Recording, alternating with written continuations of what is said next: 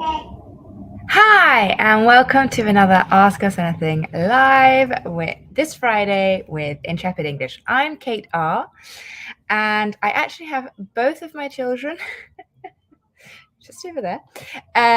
So you might see, well, the toddler might come and say hello, and the baby might make a noise over there playing in her playpen. But let's hope that we just have a little bit of peace.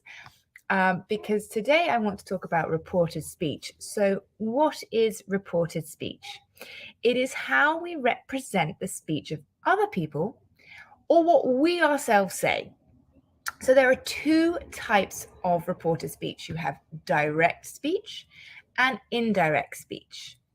So this was a question asked by one of my students, and this is why I want to talk about it today, because I think it can get quite confusing. So direct speech repeats the exact words the person says or used and how we remember those words. For example, Sophie said, "I can speak English." Okay, so we'll have the quotation marks and everything. In indirect speech, the original speaker's words are changed. Okay, so what I said before becomes Sophie said she could speak in English. So in this example, I becomes she, and the verb tense reflects the fact that time has passed since the words were originally spoken. So the modal can becomes could, which is can in the past.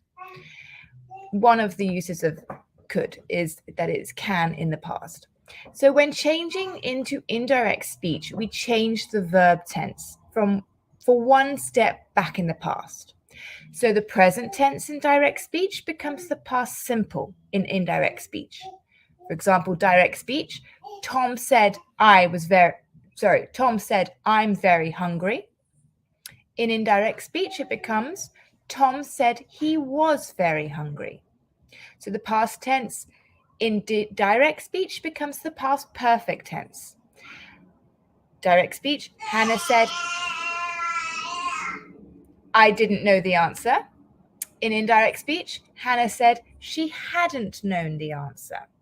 Okay, and that's the same with all the verbs. So present tense becomes the past tense becomes the past perfect tense, will becomes would, okay, and so forth. Also, indirect speech focuses more on the content of what someone said rather than their exact words. So, for example, direct speech, Ben said, "I'm sorry." In indirect speech, we will say, Ben apologized. Okay, we will use the verb to apologize rather than saying, Ben said he was sorry. It is better English to say, Ben apologized. In a similar way, we can report what people wrote or thought. So, for example, "I will love you forever," he wrote, and then passed the note through Alice's door. That's the direct report of what someone wrote. If we put the indirect report to what he wrote, we would say he wrote that he would love her forever and then posted the note through Alice's door. Or for example, "I need a new direction in life," she thought. That is the direct report of someone's thoughts. If we put it indirectly, she thought that she needed a new direction in life. Okay. So next week, I will talk about the punctuation that's needed in both direct and indirect speech, because it's really important in English when you're writing in English. And then the week after, part 3, I'm going to talk about the reporting verbs we use and with their definitions so you know how to use them. So be sure to check out the next 2 lives on the next 2 Fridays for Ask Us Anything